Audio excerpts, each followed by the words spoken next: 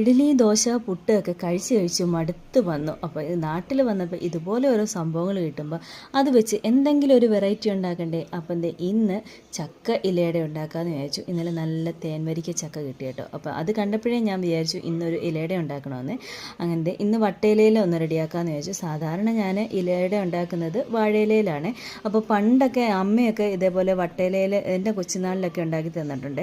അങ്ങനെ ഉണ്ടാക്കുമ്പോൾ ഈ ഒരു വട്ടയിലയിൽ ഉണ്ടാക്കുമ്പോൾ നല്ലൊരു പ്രത്യേക ഒരു മണവും ഒരു ടേസ്റ്റും ഒക്കെയാണ് കേട്ടോ. അപ്പോൾ അതൊക്കെ ഇവർ നമ്മുടെ പിള്ളേരും കൂടെ ഒന്ന് അറിയട്ടെ എന്ന് വിചാരിച്ചു. അങ്ങനെ ഞാൻ പിന്നെ വട്ടയിലയിൽ ഇലയുടെ ഉണ്ടാക്കി. ഇന്ന് ഞാൻ ഇലയുടെ ഉണ്ടാക്കിയത് ഗോതമ്പ് പൊടിയിലാണ് കേട്ടോ. ഇതിങ്ങനെ ഉണ്ടാക്കുമ്പോൾ നല്ല സോഫ്റ്റായിട്ട് കിട്ടണമെന്നുണ്ടെങ്കിൽ മാവ് കുഴയ്ക്കുന്ന സമയത്ത് ഒരു 2 പാളയന്തോടൻ പഴവും കൂടെ നന്നായിട്ട് നരച്ചൊഴിച്ചാൽ മതി. നല്ല സോഫ്റ്റായിട്ട് കിട്ടും കേട്ടോ. അങ്ങനെ നമ്മുടെ ഇലയുടെ ഇവിടെ റെഡി ആയിട്ടുണ്ട് കേട്ടോ. എൻ്റെ പൊന്നി, ഇത് തുറന്നപ്പോൾ എന്താ ഒരു മണമെന്നറിയാമോ. അവസാനം ഞാൻ 2 വാഴയിലയിലേയും കൂടെ വെച്ചായിരുന്നു കേട്ടോ.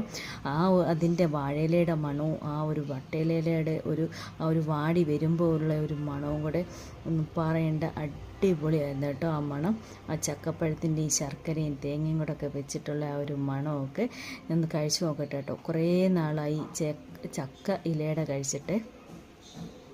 നല്ല ചൂടാണ്, നല്ല അടിപൊളി ടേസ്റ്റായിരുന്നു കേട്ടോ.